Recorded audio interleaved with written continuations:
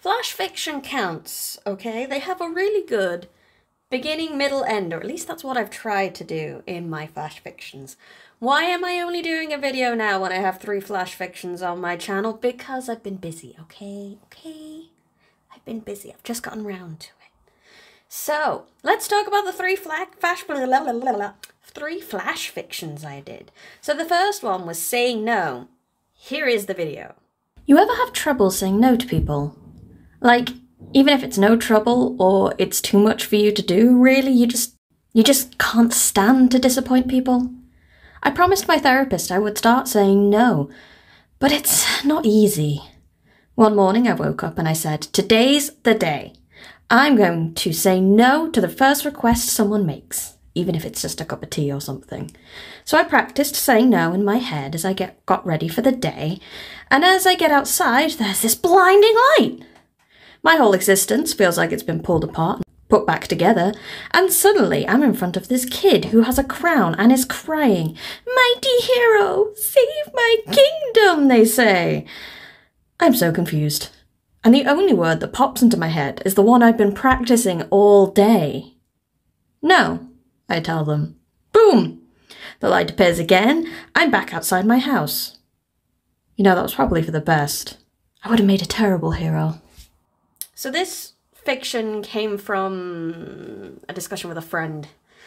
They were talking about their therapy sessions, and they said about saying no, and that they were struggling to say no, and this popped into my head as they were talking to me. So, yeah, it was entirely based off a friend and their mental health journey. They are not aware of this. If they discover it, I hope you're not too called out. I love you. I'm sorry. The second one was this. There's a girl at the library that looks like a character from that book you love. She laughs it off until you mention there was a guy in town that looked like the hero from the same story. At that point, she starts to act a bit like the character from that story. Spells and all. She sucks you dry of your life essence and proceeds to reanimate your corpse, like the necromancer you read about. Your ghost shrugs as you watch your body start biting people to start her Legion of the Dead. At least it's not your problem anymore. I called it Girl at the Library. It was a flash fiction I originally wrote for once upon a time, pre-COVID, when I used to go to a writing group. We had a flash fiction sort of day, and we all went off and we wrote a flash fiction. This is what I came up with. I don't know where it came from, personally. Everyone loves a good isekai / reverse isekai, and that's why it came in my brain. I don't know. Be careful. Don't like the crazy characters, is all I can say. They might turn you into a zombie if you met them in real life.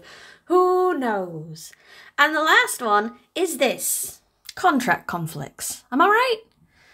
So I made a deal with this guy. He summoned me, like you do with most demons, and he wanted amazing prowess in bed for life. And that's great, because I get his soul at the end, and it's full of lust and sin. Wonderful. Great deal. He's going to taste great.